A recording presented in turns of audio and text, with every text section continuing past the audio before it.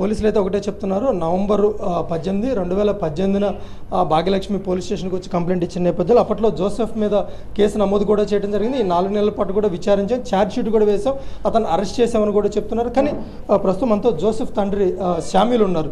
2018 July 23వ తారీఖున మా అబ్బాయికి వేరే సౌమ్యశ్రీ అనే అమ్మాయితో మ్యారేజ్ కూడా అయింది. కానీ ప్రేమించుకున్న మాట మాత్రం వాస్తవమే, కానీ పెళ్ళంటే మాత్రం తాను చచ్చిపోతానంటూ జోసెఫ్ కూడా చెప్పినట్లుగా తండ్రి కూడా చెప్తున్నాడు. ఈ ఒక సర్టిఫికేట్ తీసుకొచ్చి ఇవాళ పోలీస్ స్టేషన్లో జోసెఫ్ తండ్రి శామ్యుల్ సబ్మిట్ చేయడం కూడా జరిగింది. మా అబ్బాయికి ఇంతకు ముందే పెళ్ళైంది, ఇవాళ కొత్తగా పెళ్ళి అవ్వడం అంటూ ఏమీ లేదు, చిన్న ఫంక్షన్ మాత్రమే ఉందని చెప్తున్నప్పటికీ భాగ్యలక్ష్మి మాత్రం చాలా స్పష్టంగా చెప్తుంది. మనం వెళ్ళినప్పుడు కూడా చుట్టుపక్కల వాళ్ళందరూ కూడా నిన్న జోసెఫ్ మ్యారేజ్ ఉంది, ఈ నేపథ్యంలోనే కుటుంబ సభ్యులందరూ కూడా తిరువురు వెళ్ళినట్లుగా చుట్టుపక్కల స్థానికులు కూడా చెప్తున్నారు. ప్రస్తుతం జోసెఫ్ ఉన్నారు.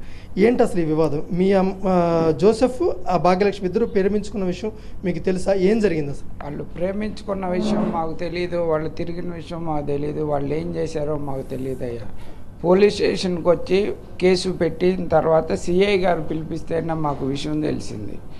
సిఐ గారు పిలిపించి వీళ్ళిద్దరి సంగతి ఇదే ఏంటి అని చెప్పి అంటే, అయ్యా వాడు పెళ్లి చేసుకున్నవాడు, పెళ్ళైన వాడు, అమ్మాయి చదువుకుంటుంది కాబట్టి ఆ కారణం చేత వాళ్ళు పుట్టింటికాడ ఉంది. ఆ పెళ్ళికి పెళ్ళైన పిల్లకి మళ్ళీ పెళ్లి చేయటం ఏంటయ్యా, మరి వాళ్ళు చేసిన ఇదేంటో మాకు తెలీదు అని చెప్పి మేము స్టేషన్కి వచ్చామయ్యా. సిఐ గారు కేసు రాశాడు, ఆ అమ్మాయి కేసు పెట్టింది, కోర్టుకు పంపించారు, కోర్టు చుట్టూ తిరుగుతున్నాము. ఈ మధ్యలో మళ్ళీ రోజు మా ఇంటికి రావటం, 4 నేసుకురావటం, అల్లరి చేయటం, మమ్మల్ని మహా టార్చర్ చేసి చావాలి అనిపించి అంతగా బాధ పెడుతుంది. నా కొడుకు ఎప్పుడు చేస్తాడో మాకు తెలియదయ్యా. వాడు నేను చచ్చిపోతాను అంటున్నాడు. అంటే ఇప్పుడు ఇవాళ పెళ్ళి అంటే చచ్చిపోతా అంటున్నాడు, మరి ప్రేమించేటప్పుడు తెలీదా? మీరు కూడా అప్పుడు ఉన్నారు కదా, ప్రేమించాడు, ఇద్దరు కలిసి తిరిగారని మీరే చెప్తున్నారు కదా, ఆ రోజు తెలీదా? ఆ అమ్మాయికి అబార్షన్ కూడా చేయించాడట జోసెఫ్, ఈ విషయం కూడా మీకు తెలీదా? ప్రేమించిన విషయం మాకు తెలియదయ్యా. పోలీస్ స్టేషన్కి వచ్చి కేసు పెట్టి సిఐ గారు పిలిపిస్తేనే మాకు తెలిసిందయ్యా వాళ్ళిద్దరు ఎట్లా అని. అయితే ఈ అబార్షను ఇవన్నీ ఒట్టిదేనయ్యా. అసలే ఆడు పని వాళ్ళ అబార్షన్ దీపించడం ఇట్లాంటివి ఏమీ మాకు తెలియదు. తెలియని విషయాల్లో నేనేం చెప్పలేను, తెలిసిన విషయం మాత్రం చెప్తాను.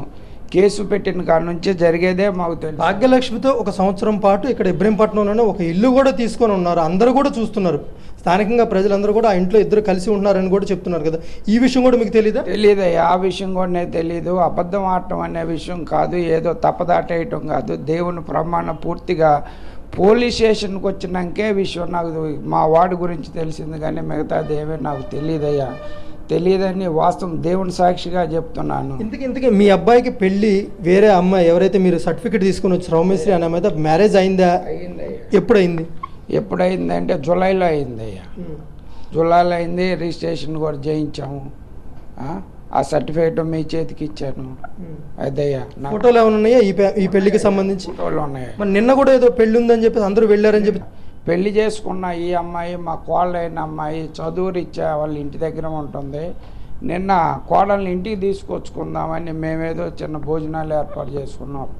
దాన్ని వీళ్ళు కొత్తగా పెళ్ళని భావించి మమ్మల్ని రోడ్డు పాలు చేసి మమ్మల్ని అవమానపరిచి అన్ని రకాలుగా మమ్మల్ని బాధ పెట్టడానికి. ఇది ఇప్పుడు కాదయ్యా, 6 నెలల నుంచి మేము రోజుకొచ్చి 24 గంటలు ఒక్క పూట. జోసెఫ్ ఎక్కడ ఇప్పుడు ఇంత జరుగుతుంది కదా, జోసెఫ్ ఎక్కడున్నాడు?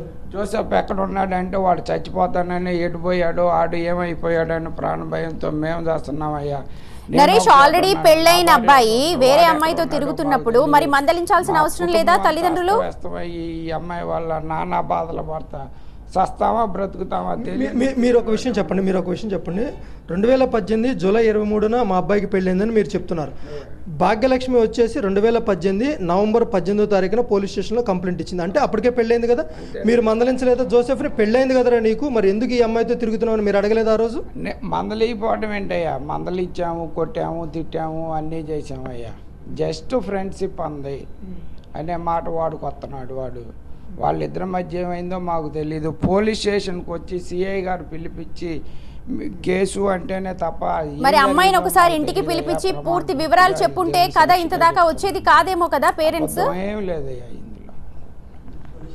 ఒకసారి ఆ అమ్మాయిని మీరు ఎవరైతే ఈ భాగ్యలక్ష్మి మీ మీద ఎలిగేషన్ చేస్తుందో జోసెఫ్ నన్ను పెళ్లి చేసుకుంటాను మోసం చేశాడు అన్నారు, పిలిపించి ఎందుకని మాట్లాడలేదు ఒకసారి కూడా? మాట్లాడామయ్యా, పిలిపించి మాట్లాడామయ్యా. 4 పెద్దలను కూడా తీసుకెళ్ళామయ్యా. వాళ్ళు ఇద్దరు మాట్లాడుకున్నారయ్యా, ఏం మాట్లాడుకుంటారని. వాళ్ళిద్దరూ విషయం మధ్యలో పెళ్ళి అనే సార్ మీరు ఇప్పుడు భాగ్యలక్ష్మితో మాట్లాడతారా? లైన్లోనే ఉంది ఇప్పుడు ఆమె ఫోన్లో. ఏం జరిగిందో మీరు చెప్పండి సార్. రైట్ ఒకసారి చూస్తే మనం భాగ్యలక్ష్మి జోసెఫ్ ఫాదర్ ఉన్నారు, భాగ్యలక్ష్మితో మాట్లాడతాడు. రైట్ నరేష్ ఒక్క నిమిషం.